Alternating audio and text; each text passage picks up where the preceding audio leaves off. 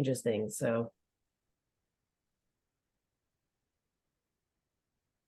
Yep, good to go. Thank you. All right, are we all, that was all for the tech specs, right? I think so. Where's our little list?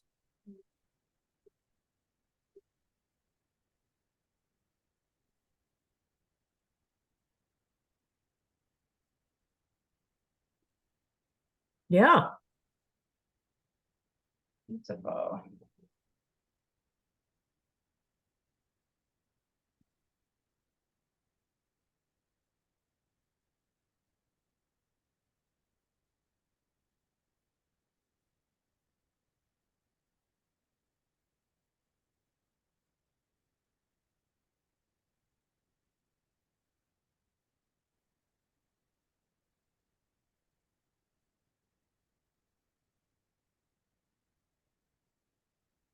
All right, we have about 5 minutes, I guess, stretch and get our Hydrate. yeah, drink of choice. I'm having some green tea, Ooh, nice. water.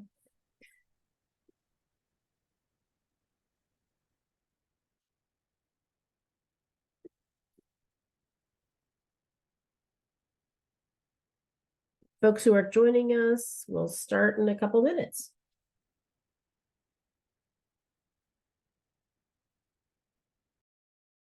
That's right. Yes, we will start in just a few minutes. Thank you, Diana.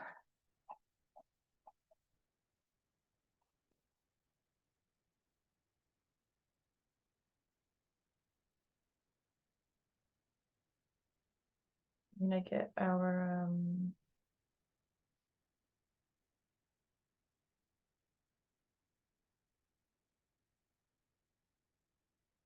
try to present this.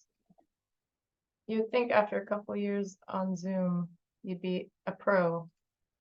No, I feel like I've gotten worse. I like peaked, maybe a year ago or year and a half ago, and then, it kind of went down.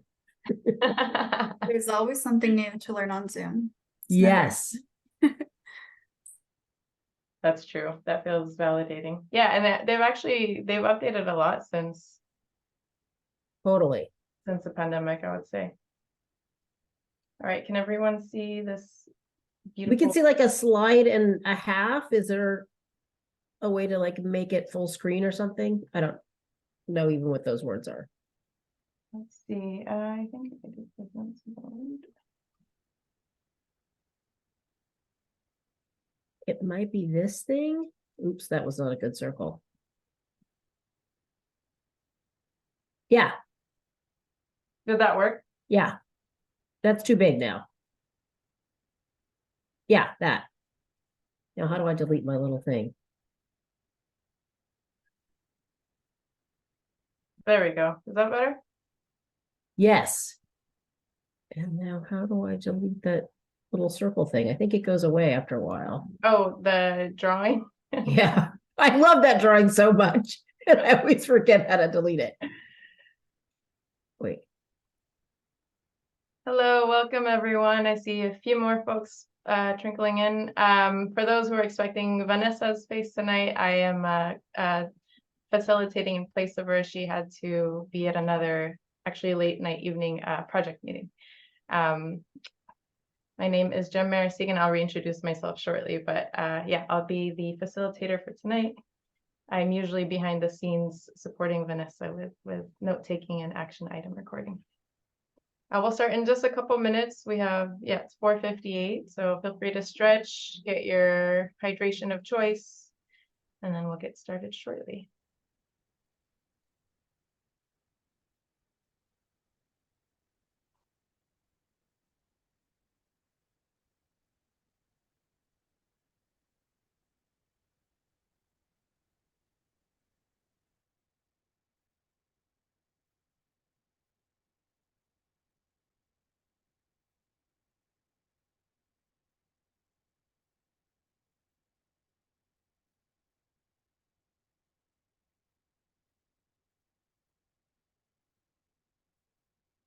This daylight savings is Yeah. That's true. We haven't had a CSC meeting in a long time where even almost at the beginning, it's starting to get dark. I had to turn my light on at the beginning. Yeah, me too. Same. I was like, I usually do this halfway through a meeting. Yeah. Hope Yeah. everyone's still remembering to get, I have to like force myself to get out in the middle of the day or else I don't get any sunlight. Yes. Hi, welcome everyone. Good evening, good evening. See a lot more people joining.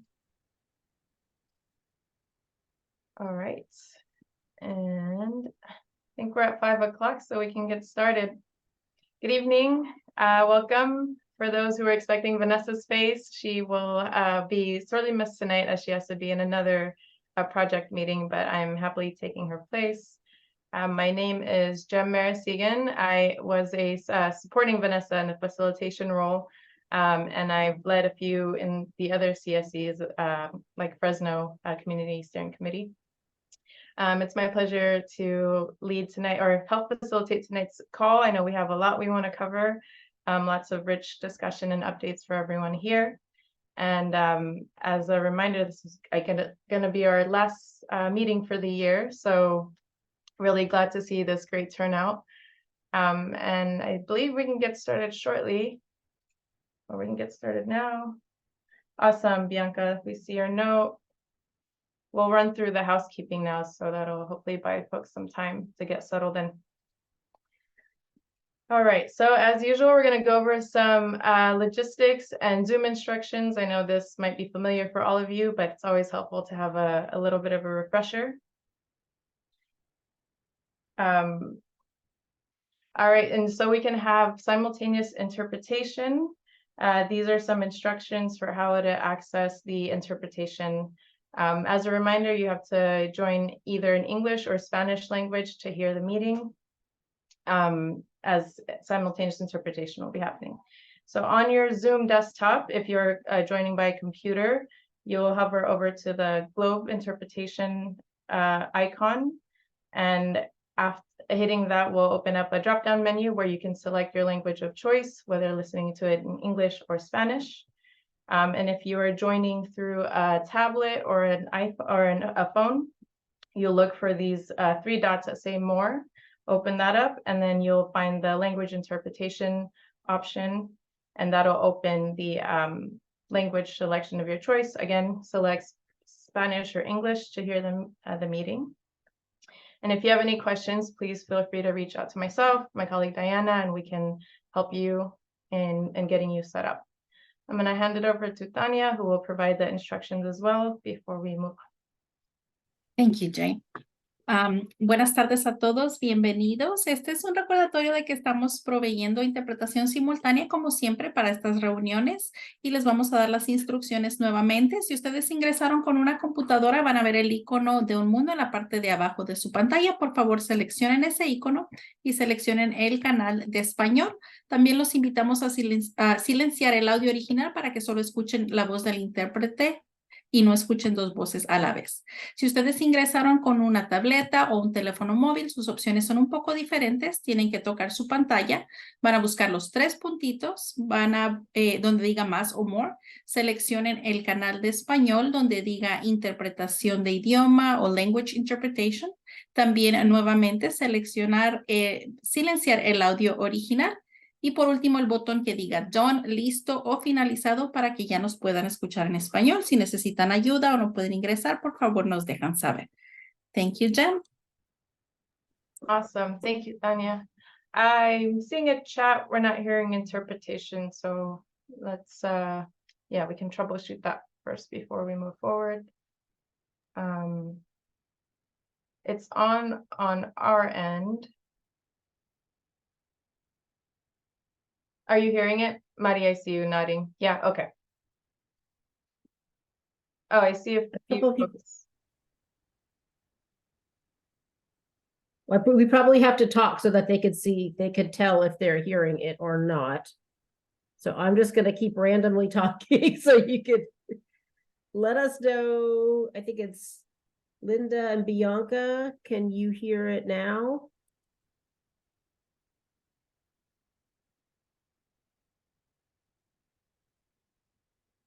Okay, hold on, let me.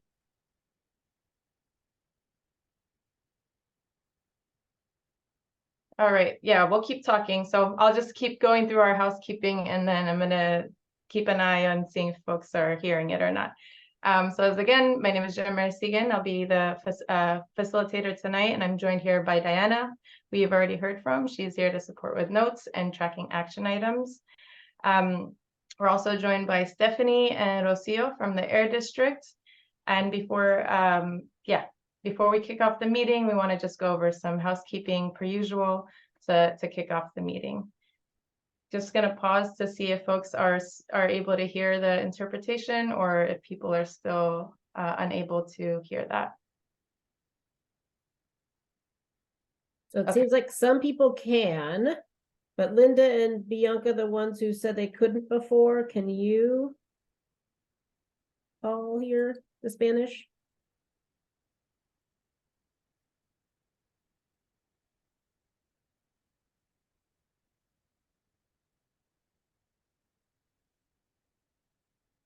Any confirmation, Linda, Bianca? Bianca, I know you have a group with you as well, so I want to make sure that's sorted out. Yeah. Can we get a thumbs up or feel free to chat? Thumbs up, awesome. Okay. Cool. Thank you. Wonderful. All Thanks right. for pausing, Jem. Yeah, thank you. Thank you. Yeah, had to make sure everyone was able to hear the meeting. Awesome. So now that we have our interpretation set out, we're gonna move on to some logistics and housekeeping. So as a reminder before we get started, please keep your mic on mute and make sure your Zoom name is just displayed as the following. This helps us keep track of attendance, especially for those participating in the stipend program. For CSC members, please use this naming convention with the CSC or R in front if you're a resident as well, your first and last name. And all other participants, please use the naming convention in orange or right below the CSC members. So first and last dash your affiliation. And if you're public, you can put a P in front of your name. As a reminder, this is helpful for us to track attendance. And if you are participating in the stipend program, it is required you participate for 75 minutes. Or at least 75 minutes to qualify for the stipend for this month.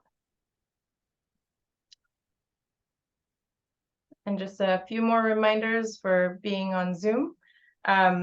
Again, stay on mute unless you're speaking or planning to speak. And if you're joining by phone, you can use *6 to toggle those options. Please raise your hand or drop a comment in the chat or to ask any questions or comments, or use *9 if you're joining by phone. And then as a reminder, residents should stay for at least 75% of the meeting, correcting that, 75%, which is 90 minutes of our 2-hour meeting to qualify for the program. And so today we have on our agenda, as usual, starting off with action items tracker. This is to help ensure accountability for the actions we're tracking throughout these meetings and to keep the CSC up to date with the progress of these actions. After that, we're going to spend the bulk of the conversation doing an end-of-year SERP update.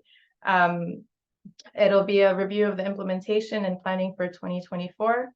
And a lot of this has been informed by the CSC members and what they requested to hear about.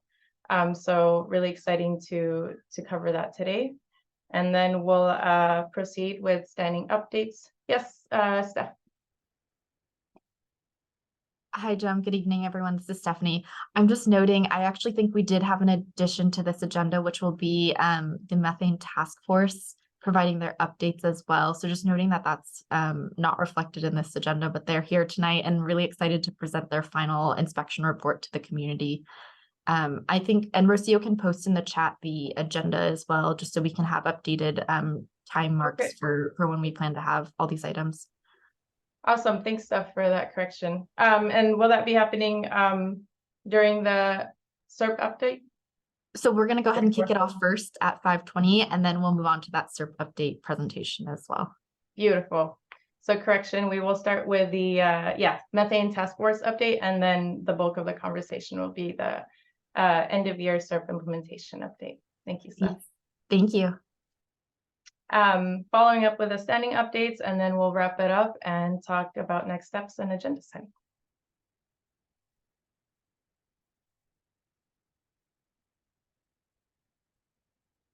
All right. As we pivot, I guess, moving on to our first agenda item, to review the action items tracker, I will pass it off to Rocio to provide those updates. And if you have any clarifying questions or comments, please feel free to drop them in the chat. We'll be monitoring them as well. Thank you, Jem. Good evening, everyone. Let me go ahead and start sharing my screen to begin with the action items. Oh. And then Jem, if you don't mind, just stop sharing screen so I can continue to share mine. Thank you.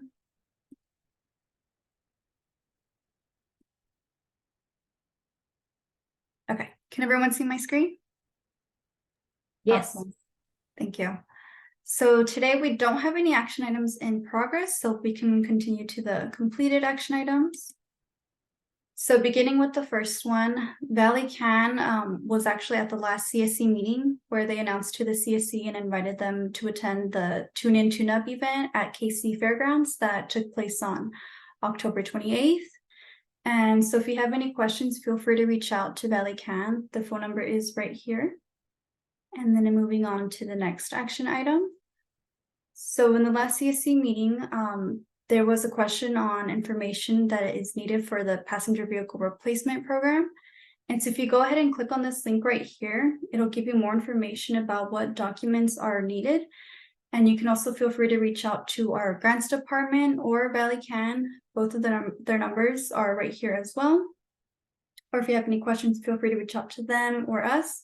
You can also send us an email at excuse me, ab617@valyair.org if you would like us to send you a paper application through the mail. So going on to the next section of the action items for the ongoing. So the Air District invited CSC members to feel free to reach out to us if you guys would like to receive a hard copy of the draft annual report. We're more than happy to send those. And then for the next action item, was to look into suggested locations for the repair and replacement measures. And this is something that the CSC gave a lot of great suggestions in the last meeting. So we did take note of that, and Valley Can is actually looking into these suggestions. And so the Air District will continue to work with the CSC and Valley Can to coordinate outreach workshops. Moving on to the comment noted action items. So at the last CSC meeting, we did get some feedback on the draft annual report. It was to follow up with more information about violations and related fines, add more context about the timing for upcoming projects, and adding more information about the air monitoring reports and the spikes. So the Air District is incorporating this feedback and any other feedback that we received from the CSC into the draft annual report, and we'll report back to the CSC with the final version once that is complete. I think I skipped the on.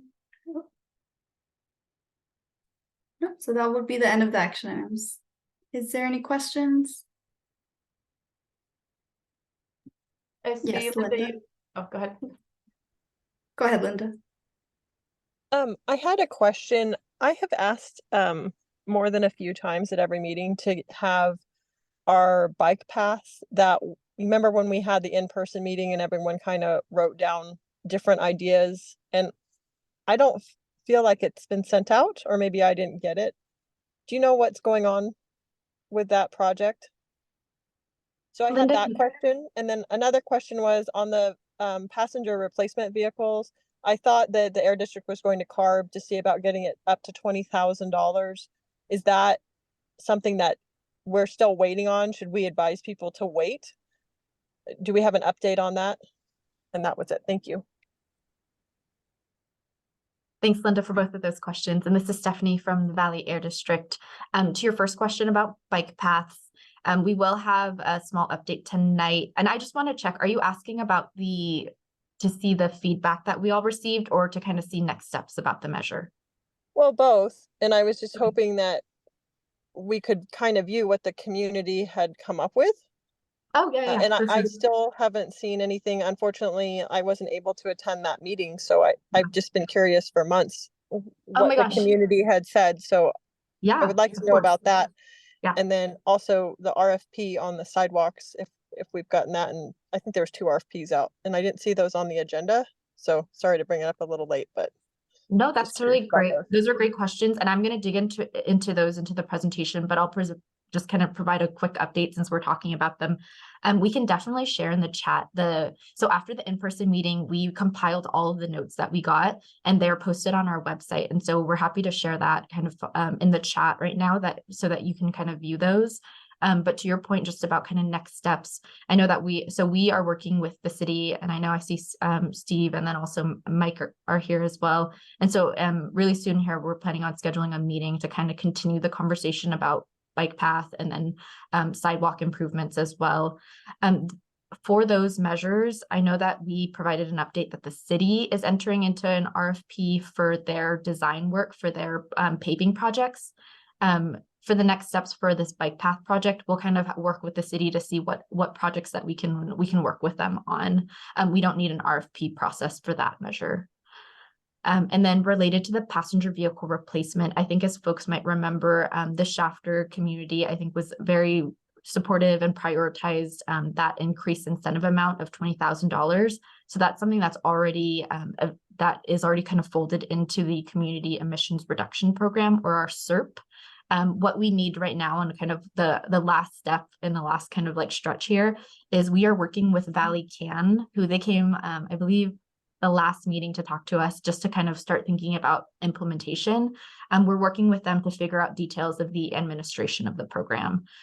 So in terms of just folks applying for the program, we do need a little bit of kind of lead time to prep the program to be available for this increased incentive amount and for the program to open in the AB 617 communities, but we don't need any next steps for to increase that amount because it is written into the CERP for that amount. Okay, and I also sent a link to you guys too. I don't want to forget about our local dealership here, Richland. They have 2 folks that are bilingual and also very well versed on the paperwork that needs to be done. So I wanted to make sure that you guys had got it because I didn't get an email back. Okay, thank you.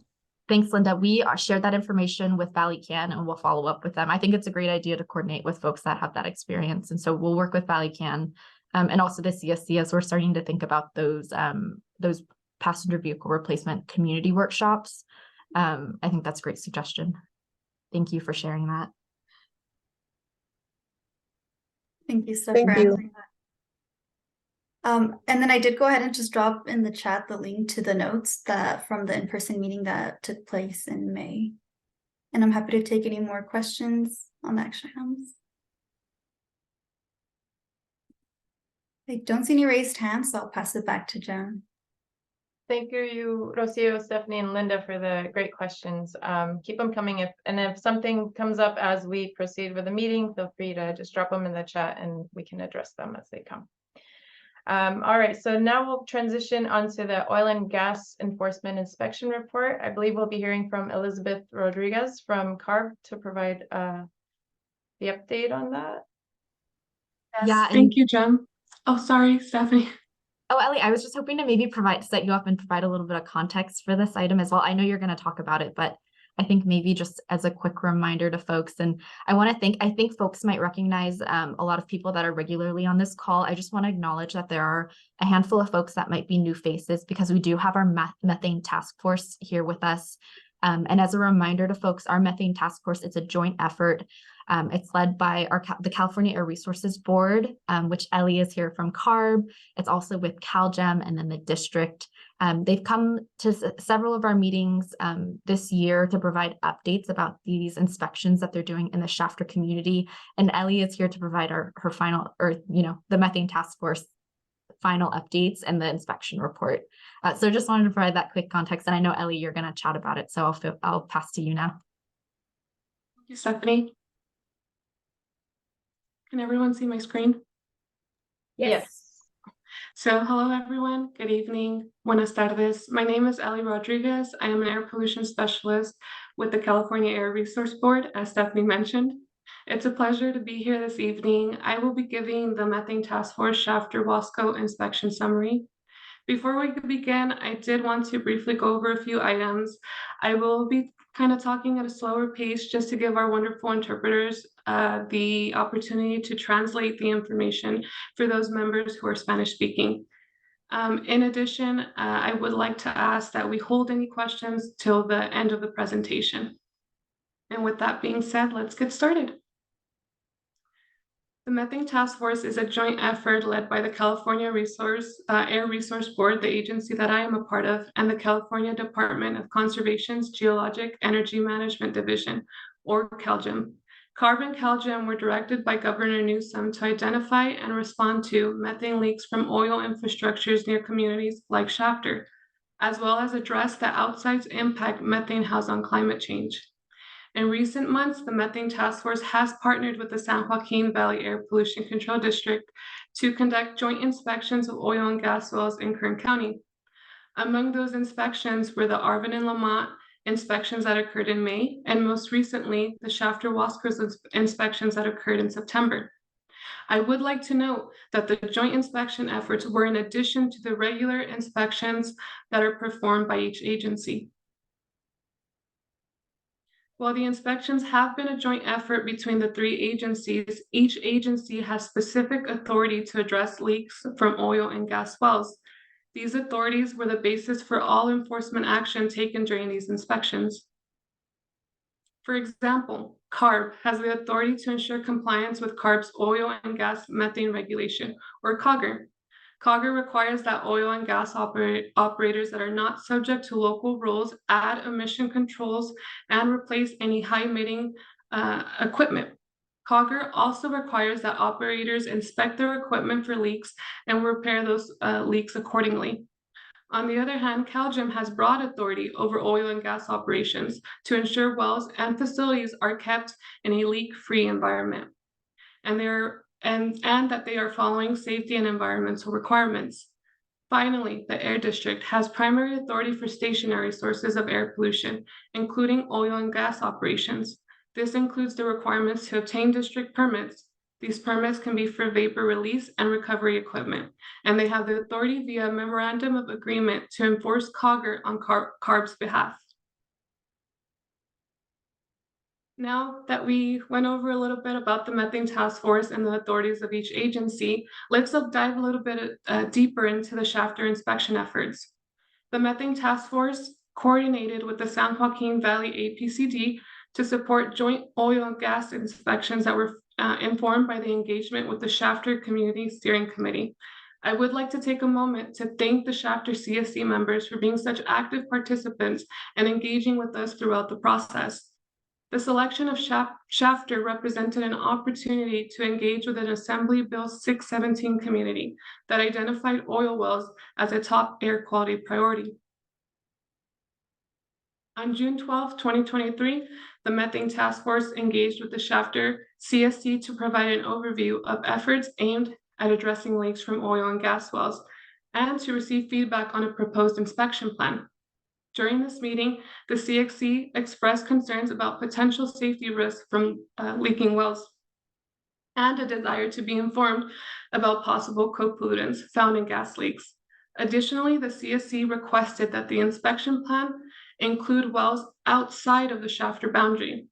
On August 14th, the Methane Task Force again met with the Shafter CSC and provided an overview of the sampling and notification plan that had been developed in response to the concerns voiced during that June 12th meeting. The final inspection plan was also presented, and with the community's input, 73 wells located within 3,200 feet of the Shafter community boundary and critical wells within a 7-mile radius of Shafter were selected for this inspection effort. From September 12th Through September 14th, 2023, staff from CARB, CalGEM, and the Air District inspected a total of 73 wells within the Shafter-Wasco community. During the inspection period, 18 of the 73 wells were found to be leaking. Notably, 3 of the 18 wells had leaks exceeding a concentration of 50,000 parts per million. It is important to note that these leaks dissipated to background levels, rendering them undetectable within 3 inches of the source. Immediate action was taken to promptly repair all 3 wells. These wells were also repaired and re-inspected within 2 days to ensure safety and compliance.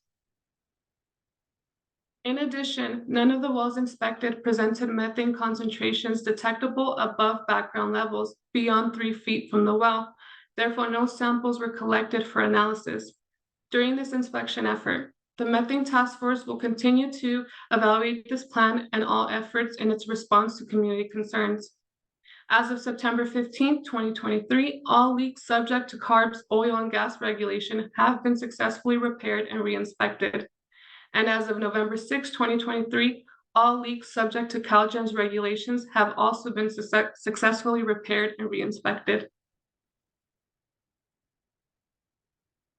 As I mentioned before, the community expressed the desire to understand what co-pollutants were leaking from wells and to be notified of potential safety risks associated with those leaking wells.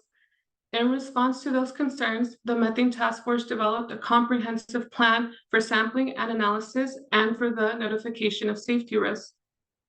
Prior to the inspection efforts taking place, the Methane Task Force coordinated with local first responders as part of the inspection planning process to determine when emergency personnel were to be notified about leaking oil wells.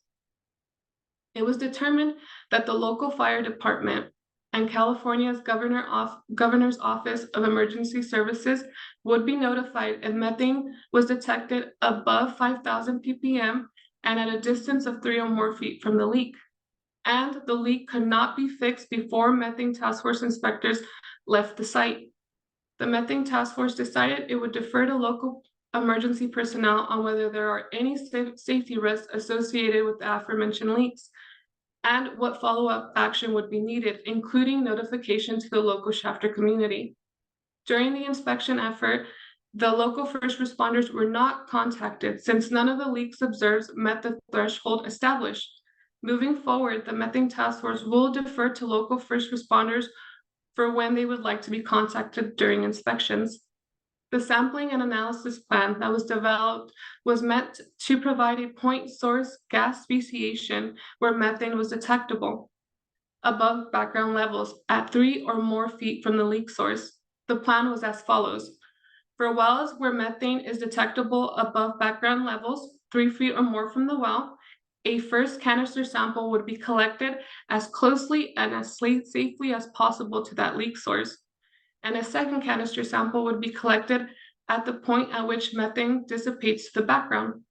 The gas sample collected at the leak source provides the highest concentration of potential co-pollutants. This sample may be representative of ambient air that the community may experience. Samples collected would then be analyzed using the United States Environmental Protection Agency's Method Toxic Organics Analysis, or TO15, which would determine whether elevated levels of compounds were detected at levels that exceeded acute reference levels at the point where the sample was collected. I would like to emphasize that the plan does not provide cancer risk analysis, chronic REL, or modeling to investigate short or long-term health effects attributable to the leaking wells. During this inspection effort, none of the leaks discovered met the threshold established, so no sampling analysis was conducted. The Methane Task Force is continuing to evaluate that sampling plan to ensure it is responsive, and we welcome any feedback on how to further develop this plan. During this inspection effort, the Methane Task Force was also committed to providing timely and transparent inspection results. As a result of this, the daily inspection data, such as leak rates, were posted within 24 hours on CARB's oil and gas enforcement page. The following enforcement actions were taken as a result of these inspections. The Air District issued a notice of violation for the 3 leaks that exceeded 50,000 ppm concentrations of methane. Additionally, CalGEM issued 18 notices of violation for leaks discovered. If you would like more information regarding this inspection effort, as of today, a final inspection report has been posted in English and in Spanish on CARB's webpage. I am going to drop a link into the chat that will take you directly to that page. If I can find my way around. I will drop it as soon as I stop sharing my screen because I can't find the chat from here. But thank you. And somebody posted the link, so. Oh, awesome. Thank you. That concludes our inspection summary for today. I would like to open the floor to any questions. Please feel free to type them into the chat or unmute yourself. We are fortunate to have representatives from each agency here that I know are going to be very happy to answer your questions. Thank you. Thank you for that presentation, Ellie. Any questions or comments? We have some time for that.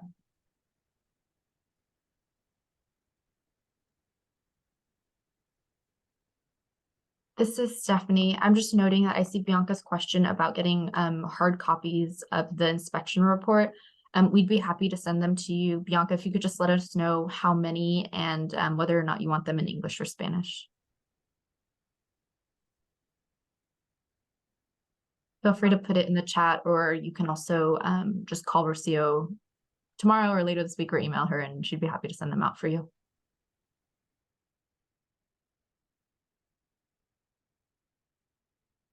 Awesome. Thank you, Steph.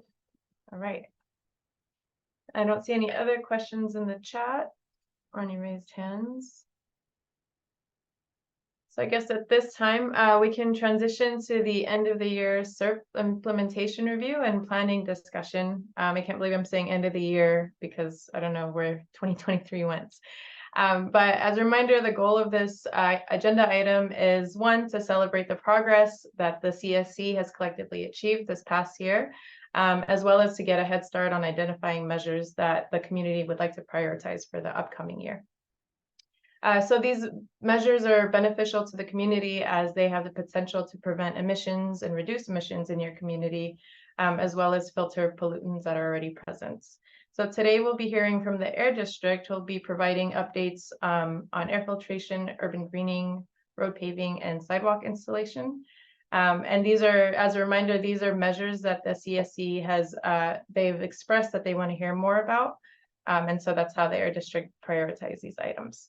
And then after that, we'll open up the floor to any questions and discussion about the topics, and then would love your input on how we should prioritize for the next year. And of course, we encourage you to share your inputs, thoughts, concerns. That's all going to inform what we'll do moving forward. And my team and I here will we'll take notes of all your input here. So we want to hear from as many people as possible. As a reminder, this is our last meeting for the year. So take advantage of it. And at this time, I'll hand it off to Stephanie to kick us off. Steph, would you like questions during or after your presentation? I will take them at certain points. I'll have chunks of slides and then pause at after those chunks and take questions. Perfect. Take it away. Thank you so much, Jem. And I wanted to thank everyone for being here. Like Jem said, I think it's just wild to think that we've gotten to the end of the year again. I also wanted to thank our partners at CalGEM and CARB for being here to present the final inspection report. I know that maybe some folks haven't had the opportunity to fully look through the report, and that we'll be sending some hard copy, like printed copies, out to folks. So, you know, all the staff that's on this call is open to taking questions anytime. So as you might have questions as you're reviewing the report after this meeting, please don't hesitate to reach out to any of us. But thank you all so much for being here this evening to give that inspection report to our Shafter community. Just in putting together this presentation for you all tonight, I just want to appreciate all the folks that attended the agenda setting meeting. We definitely got some really great feedback about just things that folks want to see, including hearing updates, detailed updates on our urban greening and vegetative barrier proposals or measures that we're really excited to bring to you all tonight.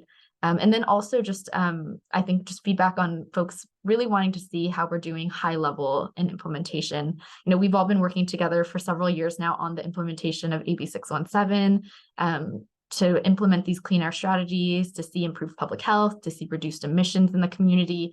And at the agenda setting, I think just folks reflected that it would be nice to see how we're doing really big picture on the implementation of AB 617.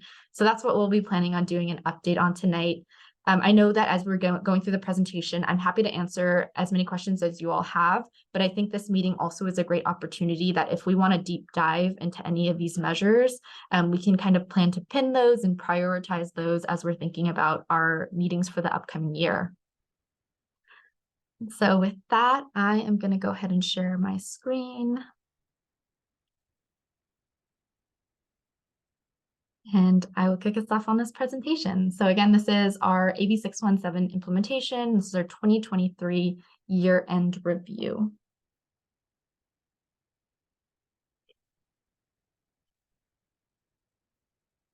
So this slide is just going to represent a really high-level look at our Community Emissions Reduction Program, or our CERP. I think as most folks on this call know, in your CERP, there is over $38 million of funding allocated to different clean air strategies within the community, which we'll be going through many of them tonight. And really the goal of these measures is to reduce emissions in our community. And in your CERP, we're looking to reduce 265 tons of PM 2.5 and 1,718 tons of NOx to improve public health in the Shafter community. As a reminder, there are 51 measures that we have in the CERP. There are 26 that are related to incentives, 8 related to enforcement and permitting, 9 related to outreach, and 8 related to land use and partnership. That all of these measures are underway. We have several measures that are actually completed tonight that I'll highlight. And just generally, this presentation is going to be broken up into kind of 3 big categories of our CERP measures.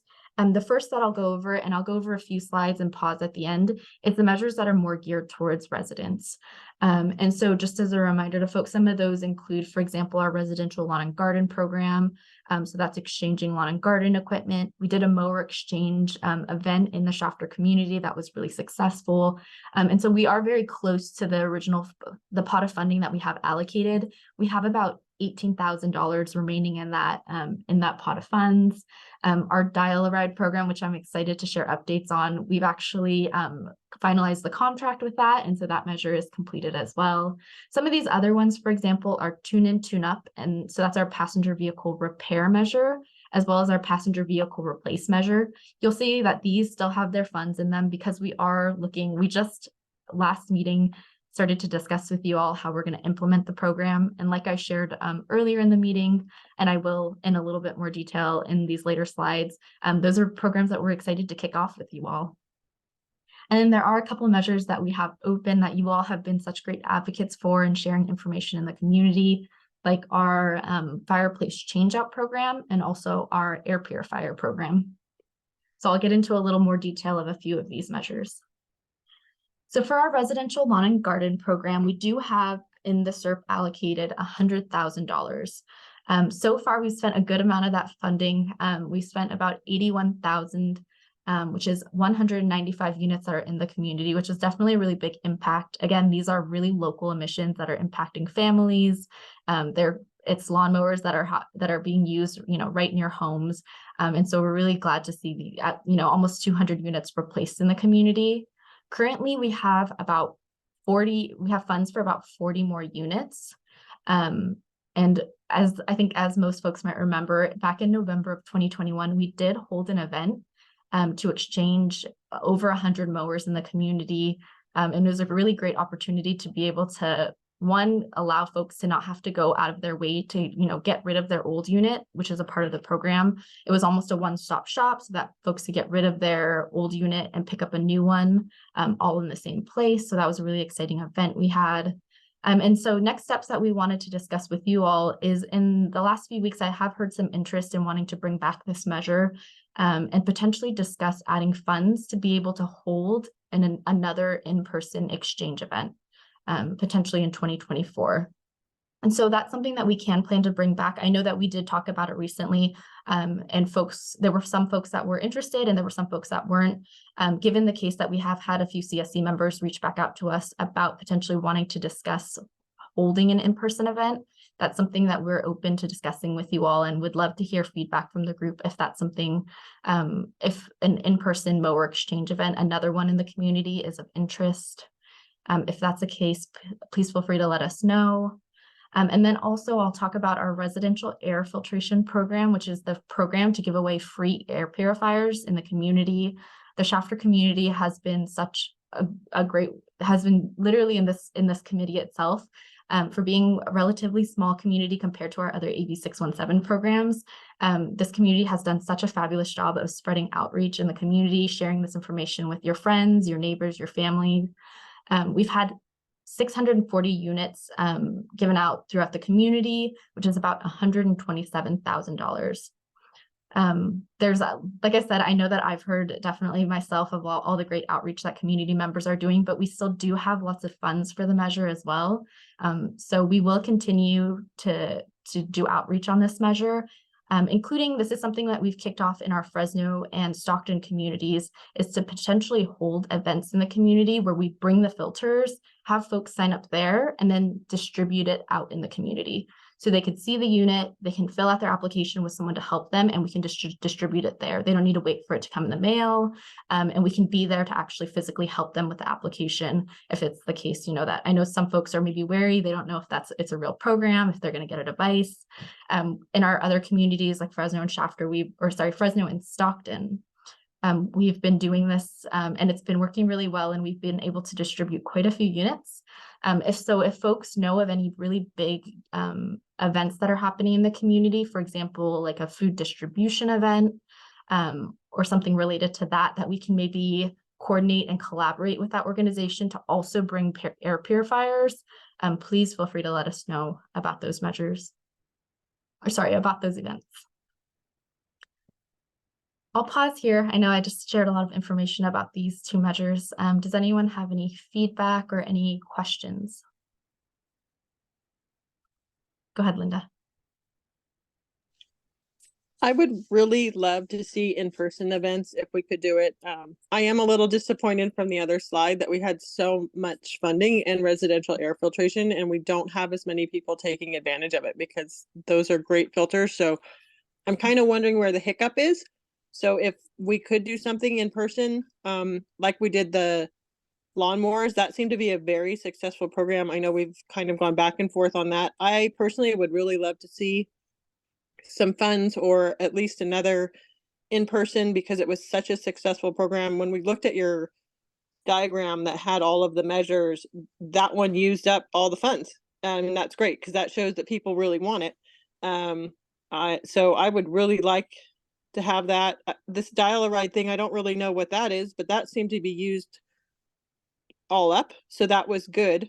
And then the other thing was the wood burning devices. I know we had an in-person event, and I'm just kind of wondering what happened, like where the hiccups are on some of these. But with the air filtration systems, like we have I think one or two food giveaways.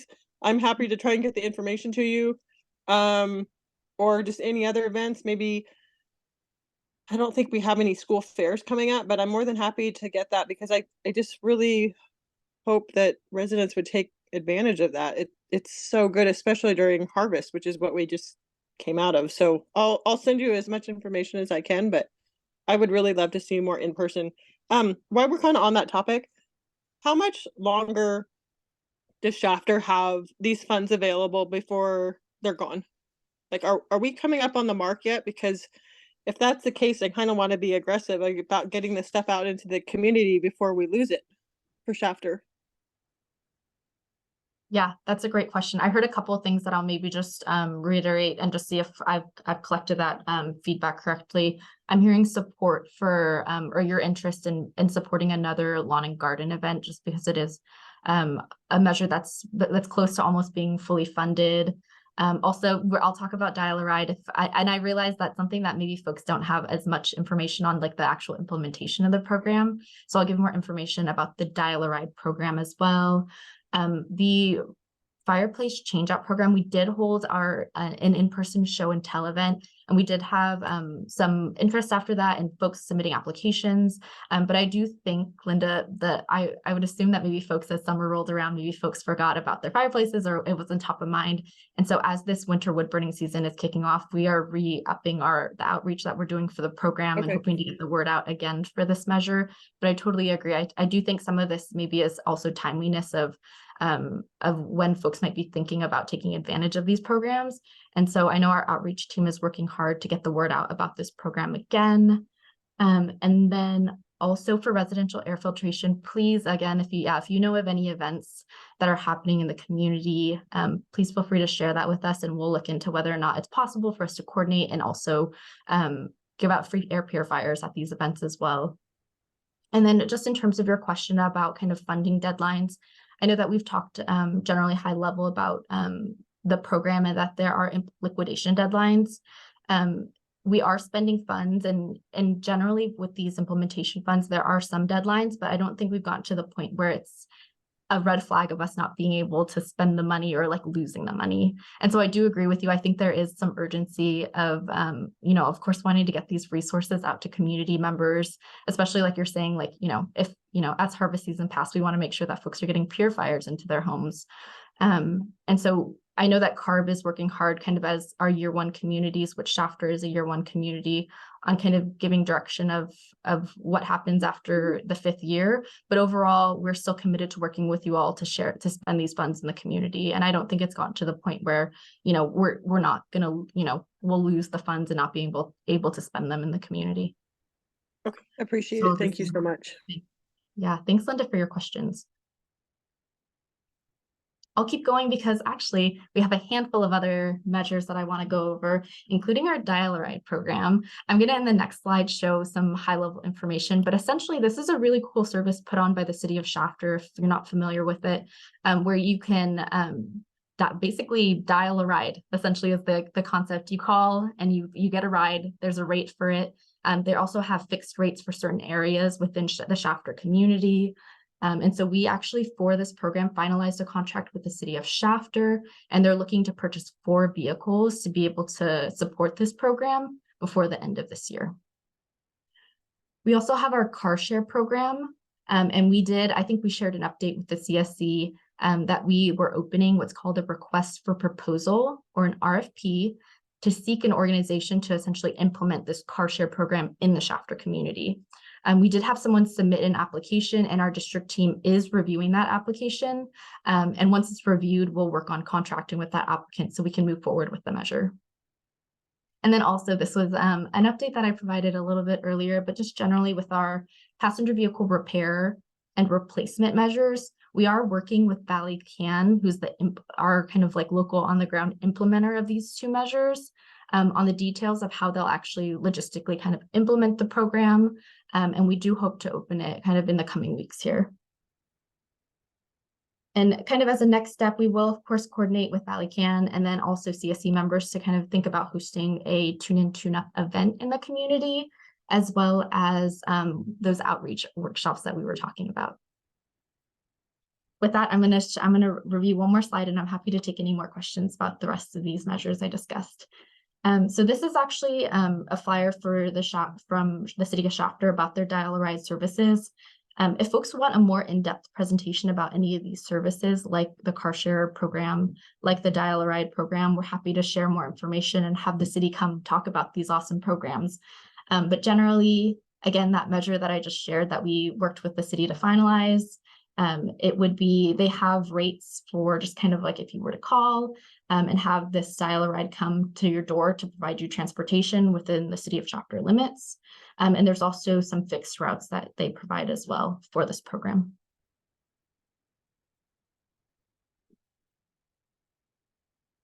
I'll stop here. Does anyone have any questions about these CERT measures that are more related to that residents can take advantage of?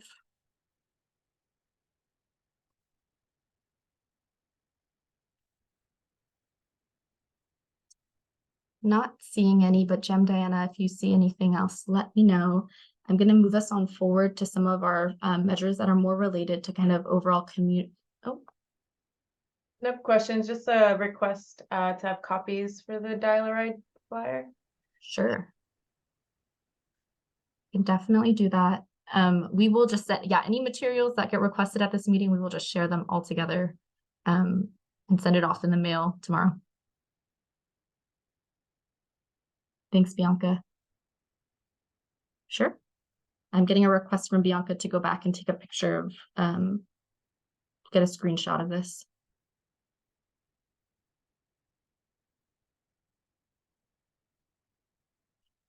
And Bianca, we can mail this to you. I can also drop a link into the chat before the end of the meeting just about where these live on the City of Shafter's website.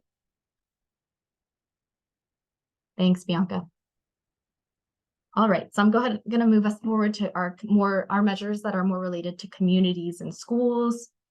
So we do have a good amount of progress on this slide as well. And I think there's two measures in particular that are high interest and high priority to folks that I have additional information on, and we'll dig into kind of later in the presentation, but that's our urban greening and vegetative barriers measures.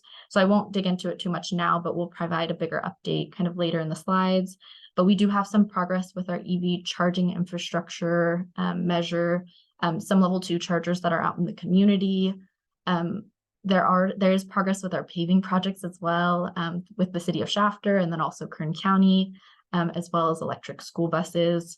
Some of the measures that we are still working on moving forward are EV mechanic training program. We're still looking for concepts of how we can support an EV mechanic training or kind of support the existing efforts that are going on through high schools or community colleges, as well as our commercial lawn and garden program.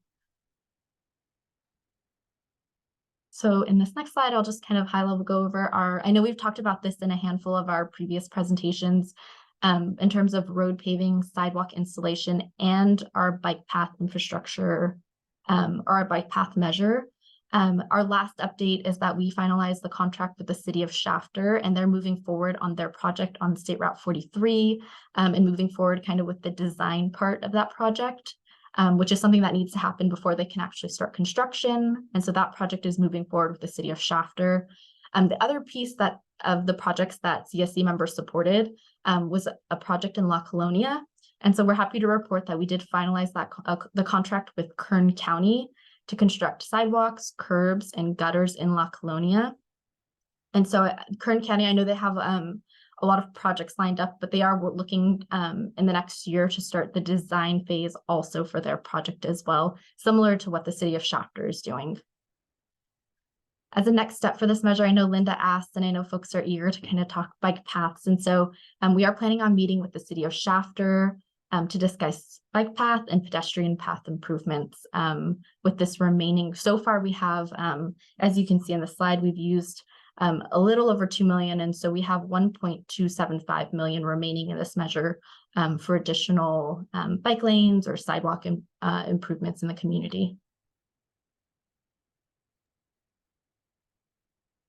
Steph, I see a question about the EV chargers on the chat. Where are the EV chargers and can anyone use them? That's a great question. I can follow up with my team. I don't know the exact locations of the chargers in the community, but my team would definitely know that. I'm wondering, Jem and Diana, if we can note that as an action item, and we'll follow up with the exact locations. But yes, as a part of this program, they would need to be publicly accessed. And so they would be chargers that the community can use. Got it. Thank you. And I'm seeing a note from Bianca to slow down, which is I am a fast talker, so I apologize. And please feel free to stop me at any time in this presentation to remind me to slow down. Thanks, Steph. And I see we have a hand from Michelle. Yes, you said you were meeting with the City of Shafter. That was for the bike paths and the sidewalks. Was that correct? Yes. And is that going to be a Zoom or an in-person? we've just been overall, when we meet with the city of Shafter, they've generally been Zoom calls. And these are just kind of initial calls for, I think, for us to talk with the city of Shafter just about kind of program eligibility, what things cover for the program. But we definitely kind of, as we work with the city of Shafter, we'll bring the CSC updates on those measures. Okay, that'd be great, because otherwise, I mean, I know this, it's real intense, all the stuff you have to do. But if, when you get further down, if there's a chance we could maybe be a part of the Zoom or something if we wanted, that would be lovely. Yes, definitely, Michelle. We want that too. Thank you.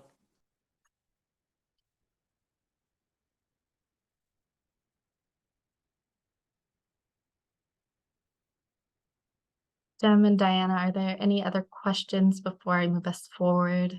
Not seeing any more, and I don't see any other hands. I think you're all set. Thank you. Thank you. And so I'm going to go ahead and move us forward to two measures that I know that I get constant questions about, because I know that they are really high priority to the CSC. And so I'm really happy to report that for a while, we had both of these RFPs open and we're waiting for applicants to apply. I think, as folks might remember, we did have to open the RFP a second time because the first time it was open, we actually didn't have anyone apply into the program.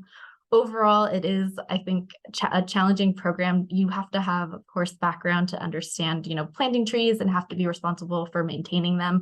So there are certainly challenges with being kind of an implementer for this program. But we are happy to report we've had an application for both measures. So what you see here kind of in terms of progress is we have reviewed the applications for both requests for proposals for urban greening and vegetative barriers measures. So for our urban greening measure, in the next couple of slides, I'll present an update to you, but we do plan to work with to contract with the city of Shafter, who's the applicant for that measure, so that they can begin planting trees in the community. And similarly, for our vegetative barriers measure, after this update to the CSE, we do plan to work with Wonderful, which is the company that submitted the proposal for vegetative barriers, so they can begin planting barriers in the community. So in these next couple slides, I'm going to actually, I'll review them all together. That way you all can have the information about each proposal. I'll review each measure separate and then stop for questions. And I know that we also have both organizations here and they're happy to kind of talk about the projects and the work that they will be doing to implement them.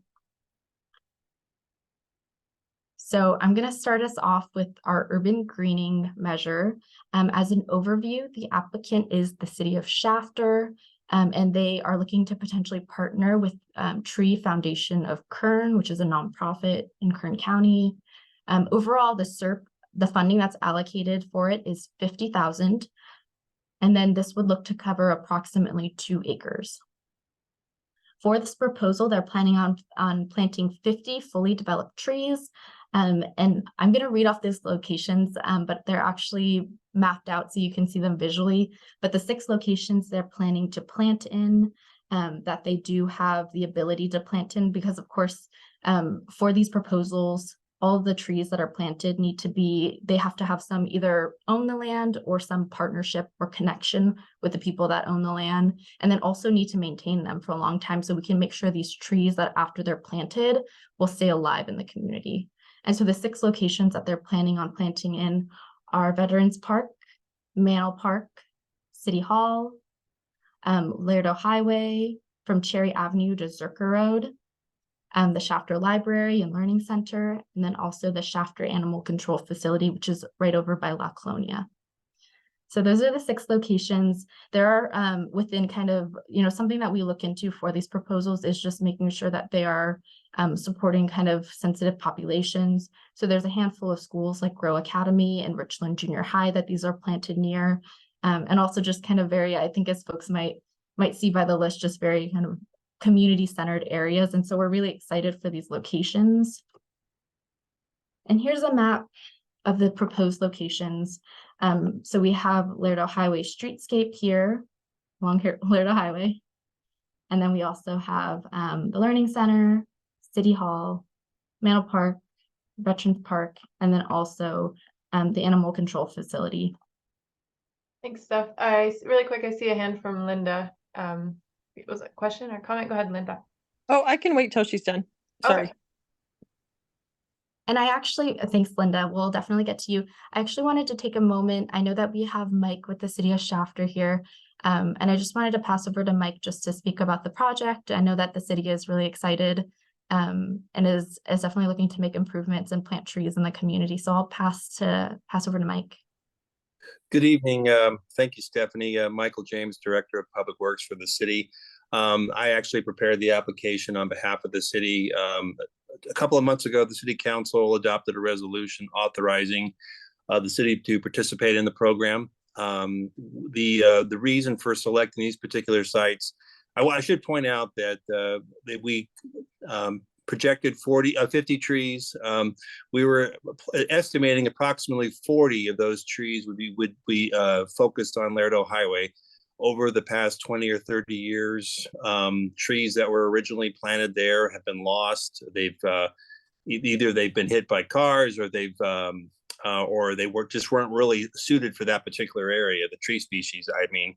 So fortunately, we have a guardrail along that stretch for the most part, and there's that's definitely a need to replace the trees, and it gives the community a very positive image.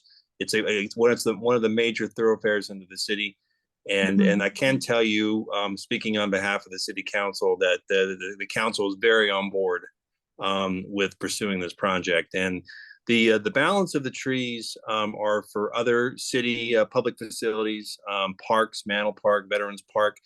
They at Mantle Park, the idea is that we're going to replace some trees that have been lost over the years, that have died out, and then at Veterans Park, the trees would complement current projects, notably a new basketball court. And then the animal control and the learning center and City Hall are the three other public facilities that we think would benefit by having new trees. So, I should point out that part of our proposal includes a consultation with the Tree Foundation of Kern. They're going to help us pick the appropriate species for the locations to make sure they're sustainable. And then if we have the ability to install the trees with the city crews to ensure we get the maximum amount of trees. So that concludes what I have to share. Thank you, Michael. That was really helpful and informative. I see another hand up, so I guess I'll check. Linda, do you want to still wait till after Steph finishes? Or if not, I'll see if Bianca wants to ask her question. I can wait until Steph finishes. Okay. Bianca, do you have a comment or a question before we proceed?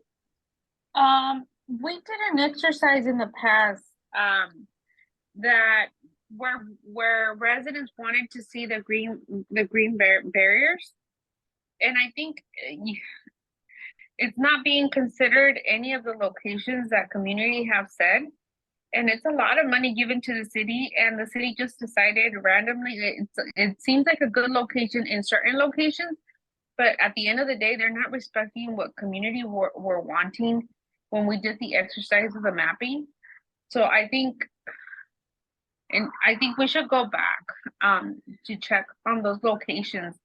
There's locations where residents would want that green barriers to protect with all these nut harvesters that are coming up.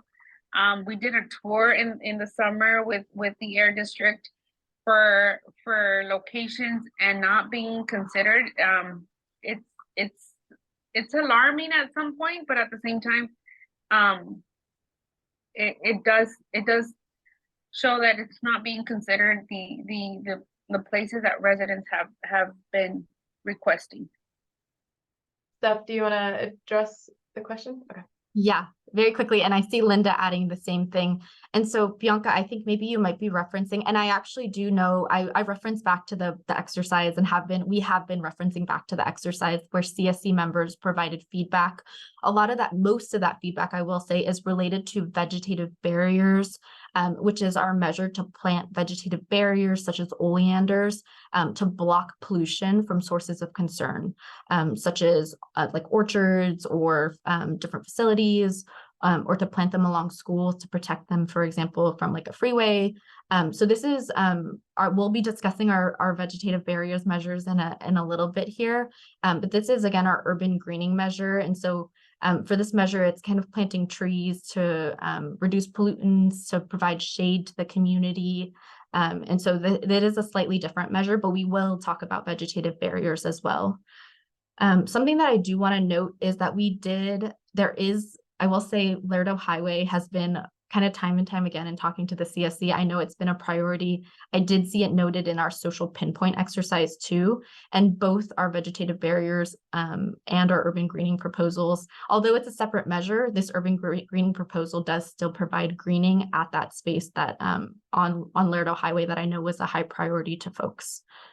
So maybe I'll just say that that it is a separate measure that we will be discussing in a minute here. But we'd hear you, Bianca, that CSC members provided feedback as well on the vegetative barriers measure, and we'll talk about that measure in a little bit here. And happy to pass to maybe Linda now. I'll just triple check, but I think that's the end of the next one is onto vegetative barriers. So happy to take at this point any questions. I just wanted to make sure that, is it okay to talk? Mm-hmm. Okay. I'm ecstatic that we're finally going to get some trees here. This is great. I just really wanted to emphasize Veterans Park again. I know you said we're going to get mature trees, but I have heard that there was a foundation or someone that tried to put trees in Veterans Park and they were all stolen. So I just want to make sure that we've got good, hard to steal trees in Veterans. I think down that west side would just be amazing. And then also the Learning Center, what a great idea, because they've really developed that. So I'm really excited about this. I know Mantle Park that they have some mature trees, but I've heard some maybe have died. So anyways, I'm just really excited for this measure. I wanted to support it.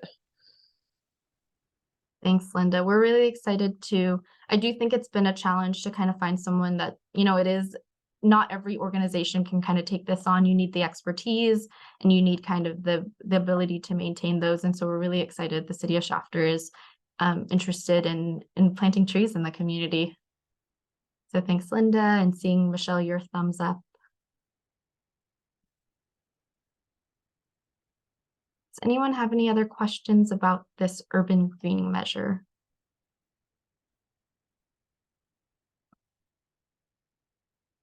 Not seeing anything in the chat stuff.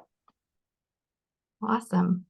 Well, we will look forward to working with the city of Shafter on this project. And of course, as kind of a commitment with all of our CERT measures, plan to bring updates to the CSC as planting is happening. I think these are pretty, places that community members see a lot. So I do think we'll be seeing trees kind of in the community pretty soon here. But we, of course, will update the CSC as these things are happening as well. Michael, just wanted to see if there's anything else you wanted to add before we kind of close out this measure. Nothing for me. Thank you for the opportunity. Thank you, Michael, for being here and for speaking about the project. With that, I will move us forward to our vegetative barriers measure. So as a reminder, our vegetative barriers measure, we have $1 million allocated in the CERP for this overall measure. We have had this request for proposal or RFP open for vegetative barriers. This is our second time that we opened it. We didn't have anyone apply the first time around, but in the second round, we did have it open. We did have Wonderful Orchards apply. They didn't apply for the whole amount of the funding. They applied for $196,000.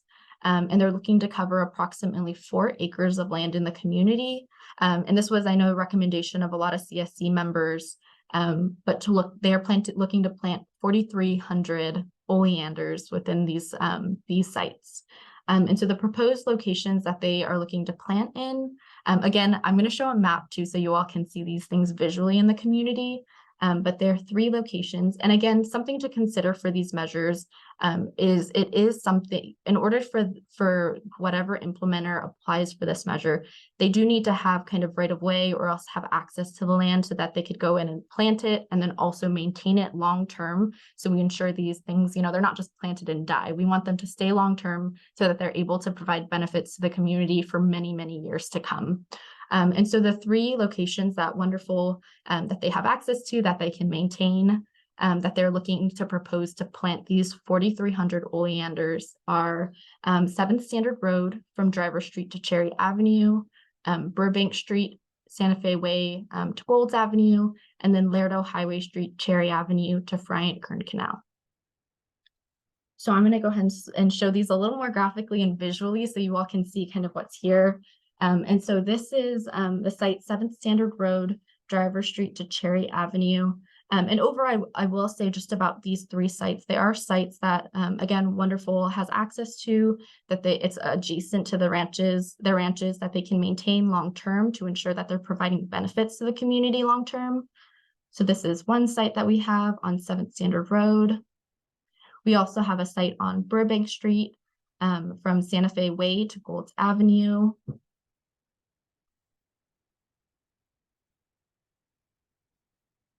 I'm just pausing here so folks can take a look at this map. So this is Burbank Street, this yellow line. And then this is Golds Avenue. And then we have Santa Fe Way right here, right before the cemetery. And then finally, and I know this was I think Lerdo Highway, again, like I mentioned earlier, has always been a high priority to the CSC and has kind of regularly been recommended by members. But this is Lerdo Highway from Cherry Avenue all the way down to the Friant Kern Canal. And similar to the last proposal, we do have Jed from Wonderful here that I know is excited to kind of speak on the project. So I do believe I saw him. Yep, I'm here. Oh, perfect. Hey, Jed, I just wanted to pass to you if you wanted to speak a little bit about the projects and the proposal and just the work that Wonderful wants to do in the community. Yeah, of course. Thank you.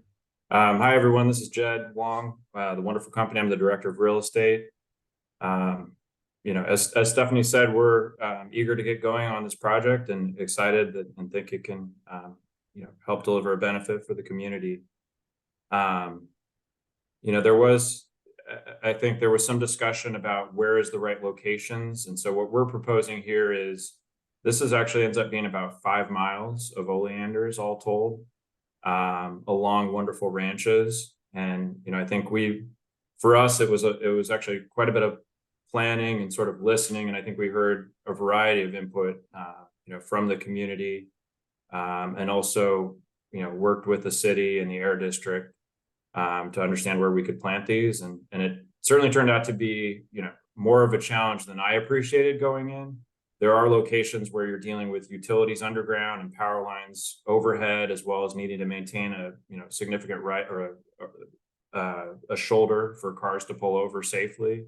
And so I think what we have here is, what could be this is a project that we're confident we can implement, and I think it should be a successful demonstration for the community. And hopefully, we can be a resource to others in the community as well, because there is, much more learning that we have now, even though we're not even into the implementation yet, just in the planning stage alone, that could hopefully, be a resource to other community members that are considering similar plantings. So that's where we are. And I think if we can get the contract done here shortly, we'd ideally like to plant this spring. Would be a good time to plant for the benefit of the trees. And then we'd have a barrier in place ahead of the next harvest. So that's it for me. Thank you so much, Jed, for coming to speak about the projects. At this time, I'll just triple check. I think that's the end of my slides here. Yep. At this point, I'm happy to take any questions that community members have about the vegetative barrier proposals. This is Diana. There was another request for a hard copy of this too. So we've listed all of the hard copies that folks have requested in the action items. We are happy to.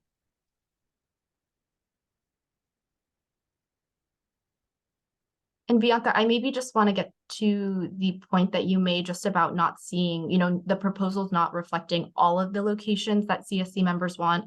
I totally appreciate that. And we want to continue to work with you all to make sure that there are, as many barriers planted where community members want. This one specific proposal is just 196K. So we have about 800,000 left for us to continue to work with growers, continue to work with businesses, potentially any public agencies that are interested in participating, to continue to plant in other areas that members are interested in. But that doesn't mean that we can't, start moving forward with some of these proposals so that we can start seeing any vegetative barriers planted in the community, because so far, we only have had Wonderful step up to say that they can, work with us on this proposal.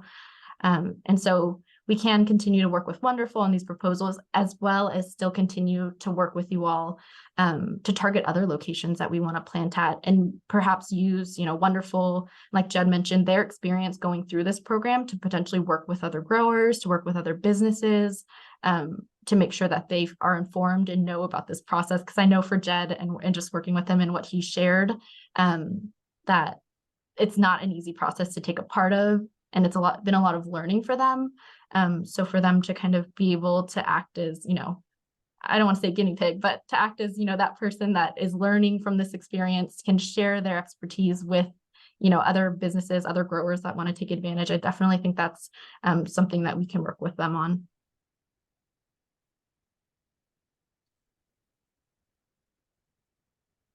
Just wanting to see how folks are feeling about these proposals.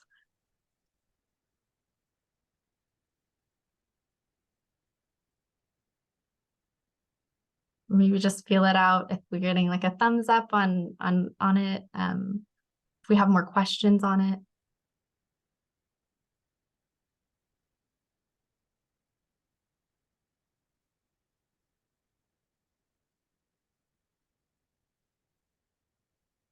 Seeing a thumbs up from Bianca. I do know also that Wonderful have worked with some community members. Seeing a thumbs up from Gustavo Aguirre Jr. And I know that, Wonderful did reach out and work with community members to kind of show these sites. So we appreciate them for kind of bridging that gap and working with our members on this proposal. Okay. Well, I'm not seeing any other questions, not seeing any other comments, and seeing some thumbs up about this proposal. We're really excited. And again, like I mentioned, we still have a lot of funds for this measure to continue to work with you all to tackle how we can get even more barriers planted in the community and get more businesses and other, agencies potentially involved in this measure. All right. So I'm going to continue to move us forward. And kind of the last bucket of CERT measures that we are looking to kind of see the progress on is our business and agricultural measures. So there's a good handful on here. I'll slowly break us down and walk us through some of these measures. We have several that are actually fully completed, in which we've spent pretty much the, all of the funds in the measure. And so that includes our alternatives to agricultural burning measure, also our low dust nut harvesters measure, and then also the measure to replace tractors.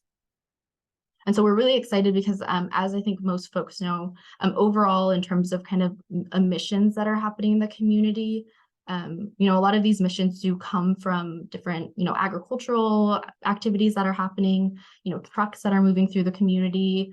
And so these are definitely high priority measures that we want to continue to implement, because this is really how we're going to impact the emissions in the community. Some of the other measures that we still have some work to do on is I will provide a quick update on our heavy duty truck measure. And then also similar to that, and similar in the outreach for the measure that we'll do, is our yard truck and truck refrigeration units, or TRUs. And then also I'll provide an update on our public fleet vehicle measure as well.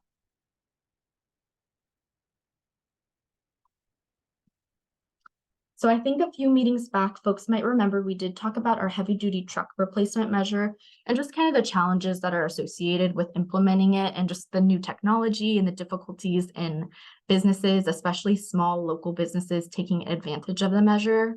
And so something that we think will be really important, and just, I think, getting feedback across our committees just about wanting to make sure that we reach out to all the small businesses, single owner operators that are operating trucks within the boundary, is the district is conducting outreach to businesses and single owner operators within the boundary on this measure to see their availability to take advantage of the measure.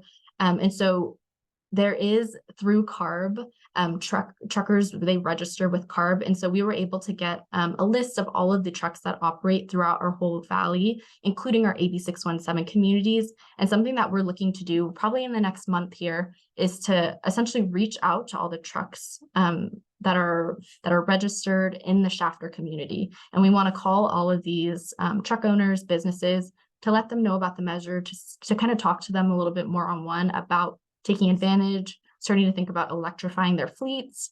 And that's something we'll plan to do kind of in this next month here. And we will provide an update on kind of that outreach campaign that we're doing to hopefully get more folks interested in participating in this program. And we'll of course continue to work with the CSC and with CARB on moving this measure forward. Another measure that you all saw here is the public fleet vehicle. And so again, this is kind of switching out kind of older fleet vehicles to newer, cleaner technology. And so the district is conducting outreach. We're reaching out to public agencies like the city of Shafter, for example. Also, this is something that nonprofits can take advantage of, different public agencies. And we're reaching out within the boundary to see who can take advantage of the program. And we'll again similarly provide updates to the CSC on program participation here. This is kind of in terms of, I think, timing, a really important and crucial time to reach out to agencies, because I know it is time that folks and all agencies are trying to think about budgeting, and we want to make sure we don't miss that window of talking to agencies when they are thinking about budgeting for this next year. So we'll plan to kind of continue on all of these business and agricultural measures, but I'm happy to pause here and to take any questions that folks might have about any of those measures.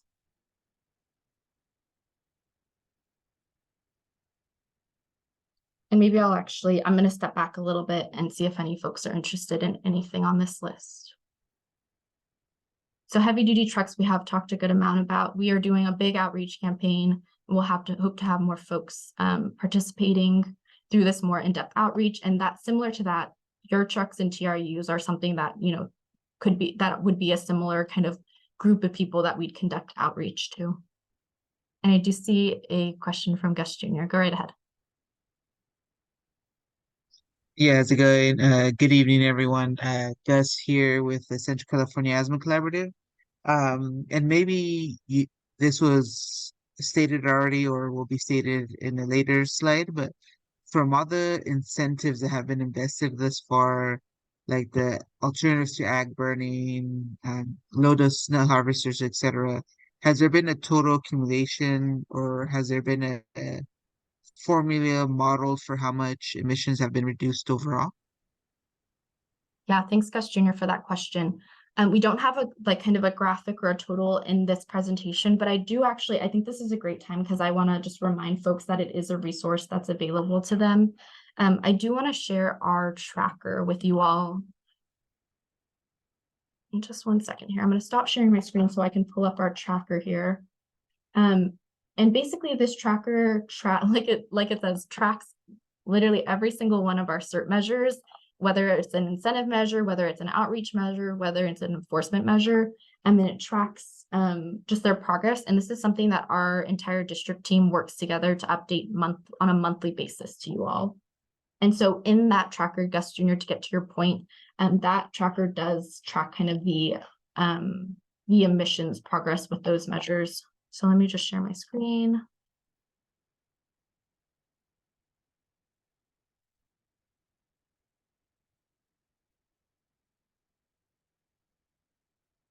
And so it does list out kind of all the measures. So all the top ones are related to our incentives measure, but as you go through this tracker, and sorry, I'm just showing the English one right now, but it's available fully in Spanish as well.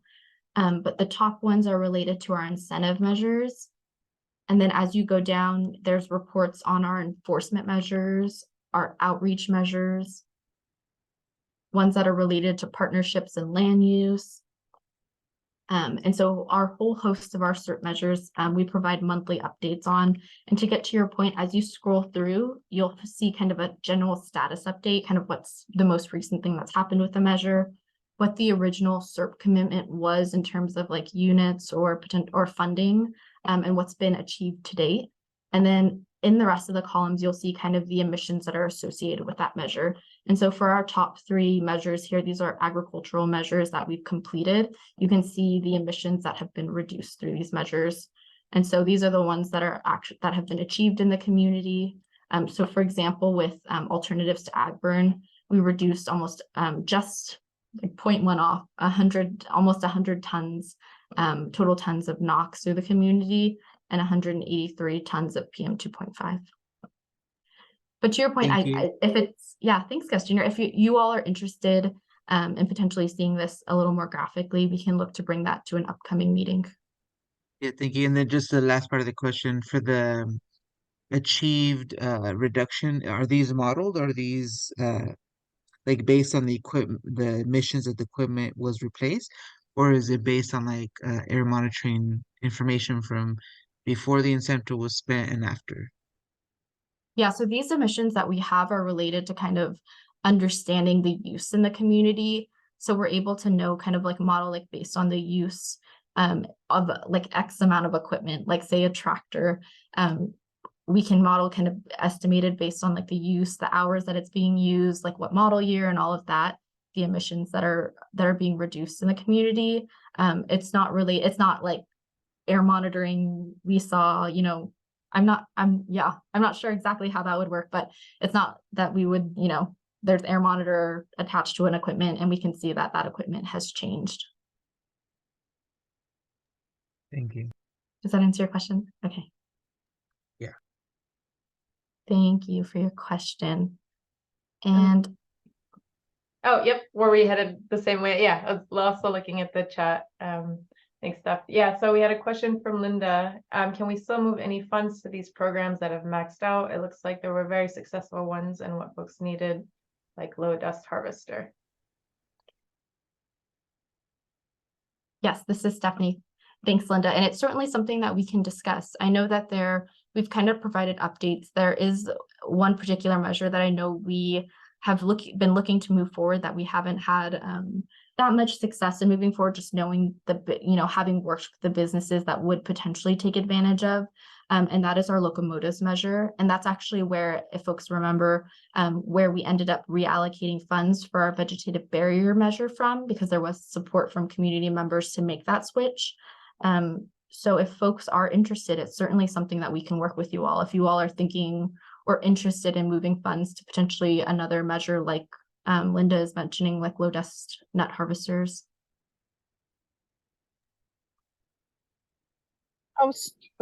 Sorry. Go I ahead. had to raise my hand. How soon do we need to do that? Because like I said, we just came out of harvest.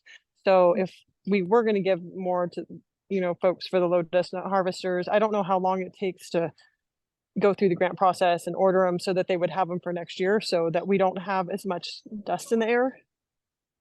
How soon would the committee need to make a decision on that? I know that we have Ryan Damanowski here, who is our expert on agricultural programs. Can you give us a little information of like generally if someone were to apply, what time it takes to go through the process?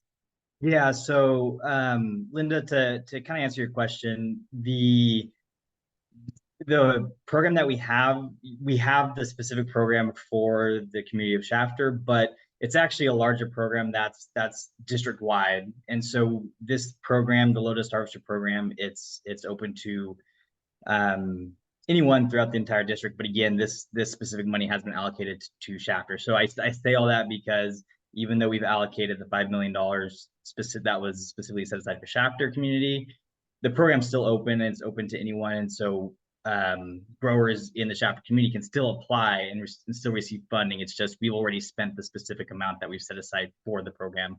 But again, we have a much larger program throughout the district, and we can still fund projects through that.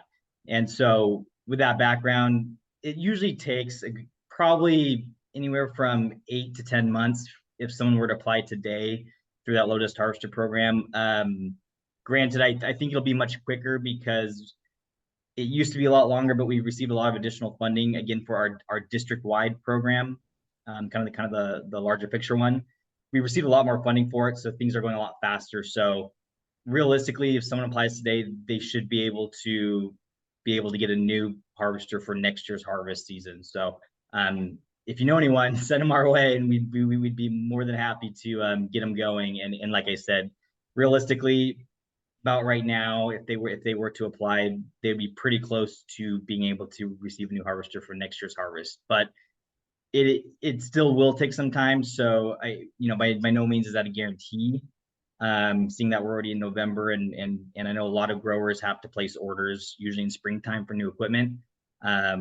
So if we're looking short term, by next harvest it'd be close, but longer term, within the next year, easily, if someone were to apply today, they would be able to get a new harvester. So Is there extra incentive money for Shafter with yes, with and that that one? is the difference, Okay. Linda. Yeah. No, yeah, thank Yeah. you for bringing that up, because I believe for Shafter we were funding it at a 75% of the total cost of the equipment, and so our the standard district-wide program I keep referencing, that's at 50%. So it is a lower percentage. So in terms of moving funding in the community of Shafter to this, yeah, I mean, it would be beneficial because again, we do pay it at a higher rate, or we did, I guess, when we had funding. So yeah, and Stephanie, that would be something. I don't know off the top of my head how that works in terms of moving funding for this. So Yeah. I don't know if you I'm are happy aware, to. but Yeah, I'm happy to hop Well, in. and And oh, sorry. I also just want to kind of make note that, interest rates have gone up a lot, and I don't know of anyone that could just shell out a ton of money. So if there is a way to help get these to some of the farmers so we don't have as much dust, it would just be amazing if we could all come together and kind of do that, because it is just, there's a lot of dust. And I think we all get sinus infections. So just hoping that since there is an extra, what did you say, almost 20,000? I think that would be a good incentive just with the interest rates going up. Thank you. Thank you, Linda. And just like Ryan is saying, for this program, we do, and for all of our measures, there are some that are district kind of ones that we run as a district, but generally overall, every single one of those measures has an enhancement kind of above and beyond what we are doing. And so for the Shafter community, folks that want to take advantage of the program within our Shafter community do receive that increased incentive amount to take advantage of the program. And I just want to maybe address Bianca's question about reductions that are in the community. So the estimated reductions are 343 NOx tons, and then also 137.6 PM 2.5 tons reduced in the community. And we have, and I'll have to triple check my numbers, but I believe, and Ryan, I don't know that you would know this off the top of your head, but I do believe we have, actually I can check our tracker. We have 25 low dust nut harvesters out in the community right now. And so if folks are interested in potentially pursuing and getting more of these nut harvesters in the community, we can definitely plan to talk to the CSC potentially about reallocating funds from a measure that potentially we're not seeing as much movement in. Yeah, and Stephanie, I think, I don't know off the top of my head, but I'm pretty sure we funded even a few more than that, just looking at our bigger program. Because I believe those 25 we replaced quite a while ago. And so since then, people that have gone through the standard program at the 50% rate. I know we've still done a handful in Shafter community just through that program as well. So there's more than just the 25 as well. Thanks, Ryan. And Bianca, you asked, are the nut harvesters inside the 7-mile radius? And so yes, the answer is all the equipment, the units, whatever we're replacing and looking to provide new equipment to, it's within our 7-mile radius.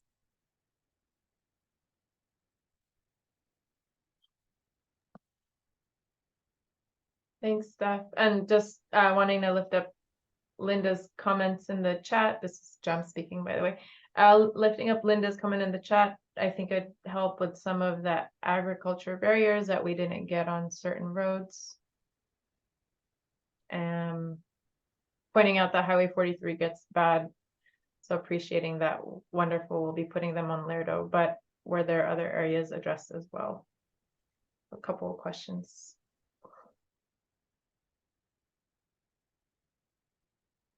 Yeah, and maybe just responding. I think Linda is mentioning that she feels that additional nut harvesters would maybe address the fact that we, agriculture, we don't currently have barriers and along certain roads, such as Highway 43. And then just recognizing, and I think, yeah, we as a district recognize too, of course, with this one project that Wonderful is doing, we're not addressing all of the vegetative barriers that folks want to see in the community. And so we definitely still want to work with folks on seeing them in other locations that we've already kind of worked on. I know the CSC has we went through an exercise, we have a social pinpoint.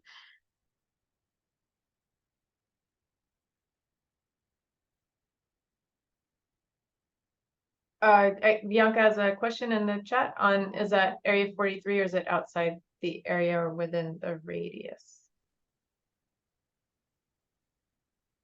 I was just wondering if it's inside the area or outside of the radius. I think it's not, but would it fall into the air district project, the 50% given out to the agriculture? Have they done any outreach to those growers that are affecting the area? And sorry, Bianca, I'm just wanting to check. I'm not sure what you mean about is it out? So I'm not sure what thing you're referencing is outside. Are you talking about the low dust nut harvesters? Yes. Yeah, so all of those are within our radius. And so far, Stephanie, maybe I can help just since I brought sure. it up. Yeah. Bianca, I think I understand what you are referencing. And yes, there's a part at Los Angeles when you head south on 43 that has trees. There's been a lot of dust in there, which would be north of the Colony and north of Cherokee Strip. Also south of Cherokee Strip, there's areas, and then right before the school at RBG, it can get really bad too. I think that the school got looped into the radius. Airborne can correct me. And then I was also thinking maybe if there's places up by Maple, because that's another school up there. It's just there's so much dust because we don't have the water, and we can't flood irrigate anymore. We have to do the drip. So I was just hoping that we could get some more of these low dust nut harvesters in these areas that I feel like we all marked out for the ag barriers. Since we can't really make a farmer or anyone else put in the ag barriers, maybe this is another solution that they'd be willing to do.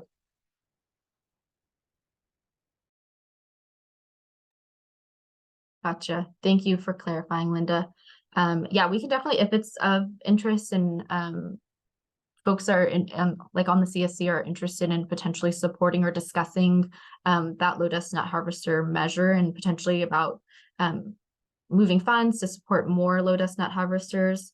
That's something we can definitely work with the CSC and discuss. And then I'm also just hearing maybe just support for reaching out to doing more outreach to those growers that potentially there's dust coming off of their fields, to see if they're interested in participating in the vegetative barrier program and ensuring that they're aware of our low dust nut harvester program, to just doing outreach related to things that they could take advantage of to reduce dust in the community. Stephanie, don't forget that there's custom farming too. So it might not be the person that actually owns the trees, but there's companies that come in and do the harvesting for them.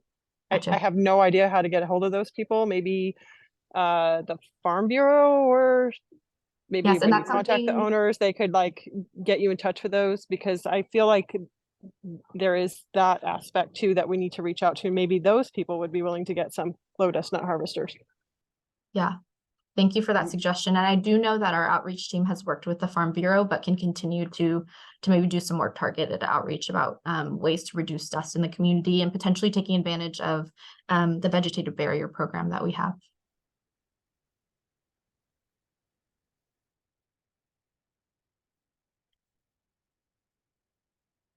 Thanks, Linda. And then also thanks, Bianca. Bianca, I hope that answered your question, but feel free if you didn't to unmute or type in the chat if you still have a question.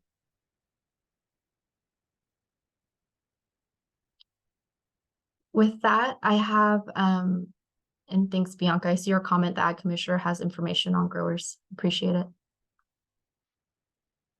I have one last slide to kind of wrap up, but I honestly just kind of also, I've heard some really great things tonight, and I just want to continue to open it up, especially to folks that haven't had a chance to, to share any feedback, just about any feedback that they've heard about the measures that they have, and also to help us support, I think, prioritizing measures for the upcoming year. Obviously, we will continue to kind of push forward all of our CERT measures, but if there are, measures of certain interest and priority, I know vegetative barriers, urban greening, paving, bike paths, those are all things that we've heard tonight.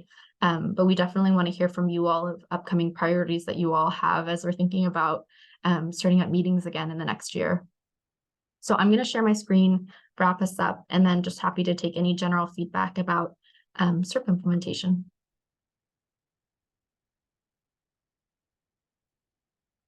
So a couple of things that the district kind of wants to follow up on in support of some of the measures and some of the CERT measures that we've talked about tonight is for our passenger vehicle repair and replacement programs. We want to definitely continue to work with you all to do outreach on these measures. And so we are working on drafting outreach materials to let community members know and to get them to take advantage of the programs. And so we'll plan on sharing draft outreach materials on these programs for feedback, for discussion. And then also, if folks are interested, I know I heard some interest from Linda tonight, and any other members that could be interested, let us know. Discussions regarding additional in-person events for our lawnmower exchange program. If folks are interested in potentially holding another mower exchange event like we did back in 2 Novembers ago, we can look to reallocate more funds so we can support another in-person event. And then also we talked a little bit about it as well, but if you all, for air purifier in-person distribution, as you all kind of learn of events in the community or know of any events that are going on, especially as we're thinking about the holiday season. I know in some of the other communities, we're looking at potentially like a turkey giveaway or food distributions that are happening kind of close to the holidays. So as you all kind of hear about events, please let us know, and we can look to potentially coordinate to distribute air purifiers in the community. And then also, I know that there are a couple of programs that maybe folks, I know that maybe I didn't know too much about them before I worked at the Air District, but we definitely want to also invite agency partners and organizations to provide residents more information, for example, on our Dial-A-Ride program and then car share program as well. So those are some of the things we want to commit to all as we're thinking about the next year. Overall, these are just a couple of quick examples. I know just overall, we're really eager to continue implementing a lot of these measures in the community, just in kind of pairing with all the great just progress that we've had.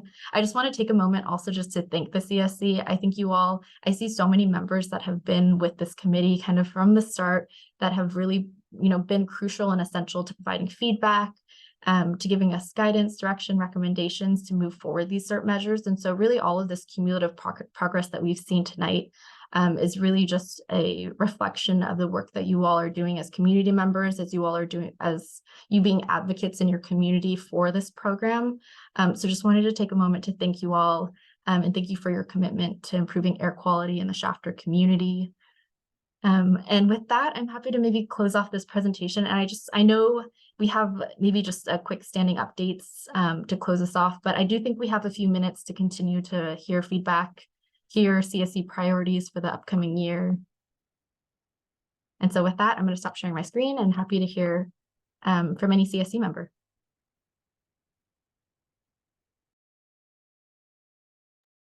Maybe while folks think about any questions or comments they may have, just going to lift up Linda's suggestion, I think, for the lawnmowers. 2 hardware stores, but one by Apple on Main Highway, and then suggesting that schools might be a good target for air filters as well. And that's maybe, Jem, again, I'll quickly respond as other folks are maybe thinking of their comments. Schools are definitely something we want to target as well, Linda. We are I know that in our Stockton community, there's a food distribution that goes on through the school district that we're working with the school district to see if we can attend that. But I think schools are definitely something that is of interest to us as well. And so we have contacts with our chapter schools, but if you all know of anyone that we could work with to potentially get into like some kind of distribution event or some kind of parent, event that's going on at the school, we're more than happy to look into it to see if it's something we can provide filters at.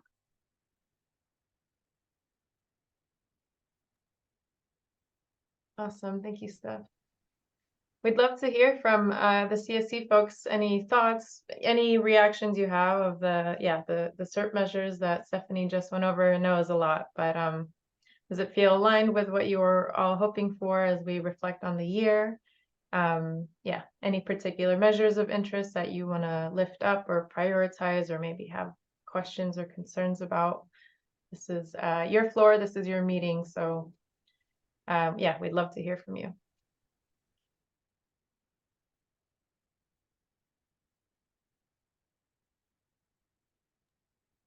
And Steph, since this is our last meeting, I'm sure there's opportunities for them to provide input through the end of the year as they sit on this. Thank you, Jen, for mentioning that. While we won't have the meeting, we will still plan to provide like a standing updates follow-up email in December. And we are still working. Most of our team, I know that a lot of our team will be still working through, November, December, still working on moving forward these CERT measures. I think as a lot of folks know, Jessica Olson, she'll be back too, and we'll be excited to have her kind of rejoin the group. And so we are still, while we might not have a meeting, we are also, our whole team is working on CERT implementation this whole time, and we'll be sure to update the CSC and provide kind of an email update in December to close off the year. Awesome. Thank you so much, Steph, for that insightful, informative presentation. And thanks, folks, for your great engagement. Really good questions and suggestions. Our team has noted a lot of the action items that came of that, so we can review them toward the end. I'm not seeing any more comments, questions, or hands. So I guess I'll pivot us to our last major item, which is standing updates. But again, if something comes up, feel free to just raise your hand or drop it in the chat. We do only have a couple standing updates for tonight. And just as a reminder, these updates are, to keep the CSC abreast of all the other activities going on. There's a lot to track. But tonight we'll be hearing from Carb, I believe. So I'll hand it off to Carb for any standing updates for the community.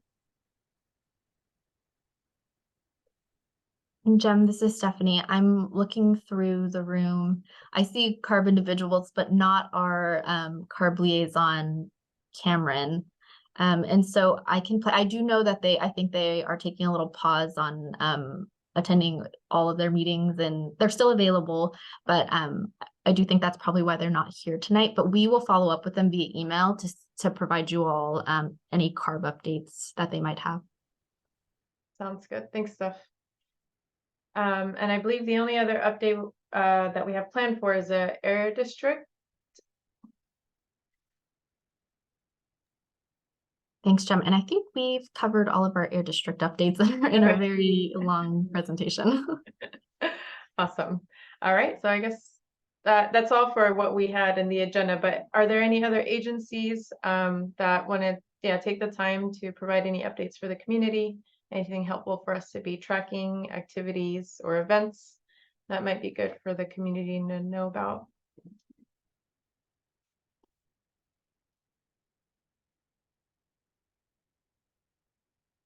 All right.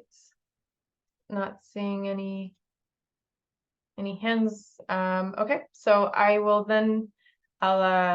pivot us to our last agenda item, which is just to review the action items, and then we'll let you all go. And just as a reminder, as Steph mentioned, you'll continue to receive these updates throughout the end of the year outside of our CSC meetings.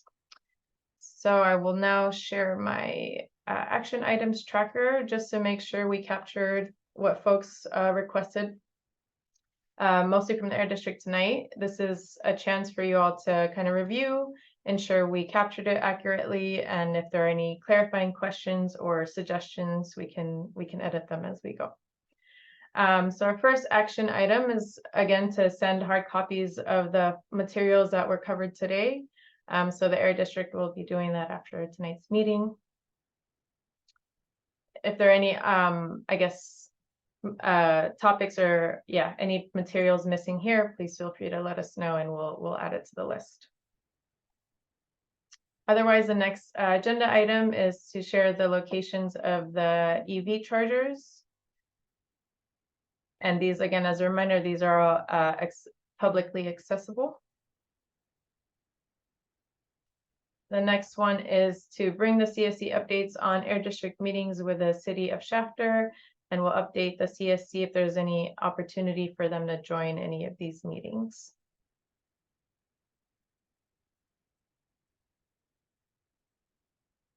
The next action item is for the Air District to bring updates to the CSC as urban greening planting is happening. I believe this will be an ongoing standing agenda item or updates, but just noting it here. Then there's plans for the Air District to discuss with the CSC about moving funds to low dust not harvester measures from other measures that are not getting as many traction. And I think in general, a more general conversation about the funds and how they want to prioritize the measures. Then we have the Air District will reach out to harvester companies, the Farm Bureau, and the Ag Commissioner about opportunities regarding the low dust nut harvester and vegetative barriers program. Area District will provide email updates for December. And then lastly, if there are any updates from CARB, the Air District will pass that along as well.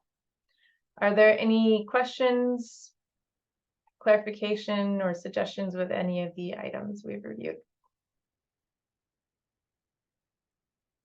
All right. And then I'll just switch over to the last thing.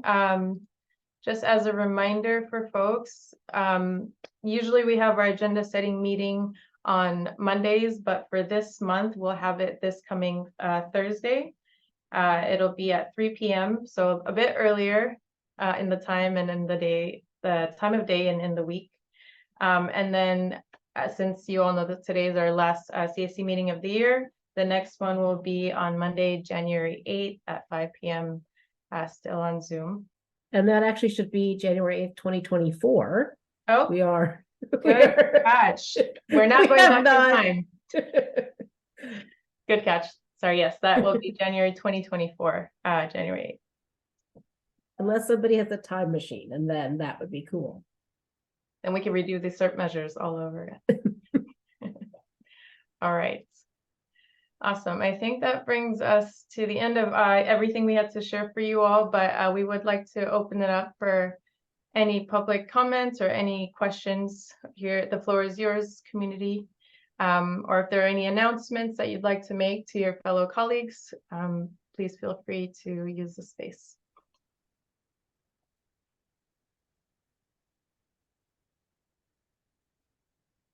Okay. Welcome. Also, any closing remarks? Y'all have done such a wonderful job this year, as Steph really highlighted with the measures that have been, yeah, remarkable progress. So I guess I'll welcome any closing remarks. And if not, I'll pass it off to Steph to close us off.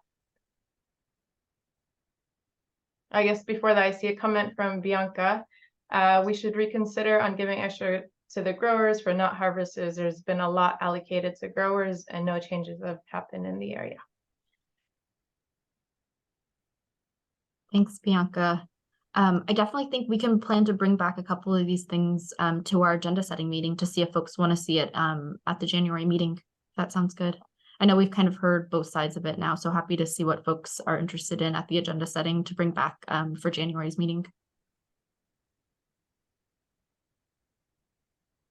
Thanks, Bianca, for your comment. And I wanted to thank you all for kind of the wonderful work that we've all been endeavoring on this past year. I know we've had challenging conversations. We've had a lot of really great progress. We've had lots of in-person meetings and lots of evening meetings in which we've been, you all have been sharing your expertise with us to continue to implement clean air strategies in the community. I think there's been a lot of progress made, but of course we want to still continue on and push forward a lot of these CERT measures as we're moving into next year. And so we just continue to thank you all for working with us, and looking forward to an exciting year next year to continue CERP implementation. Awesome. Thank you, Steph. Thank you all. There are any other comments or questions. We will give you 6 minutes back to your evening. All right. Thank you so much. Thank you, everyone. Have a happy holidays, and we'll see you all next year. Thank you. Have a good Bye night. all. Thank you. Happy holidays. Take care.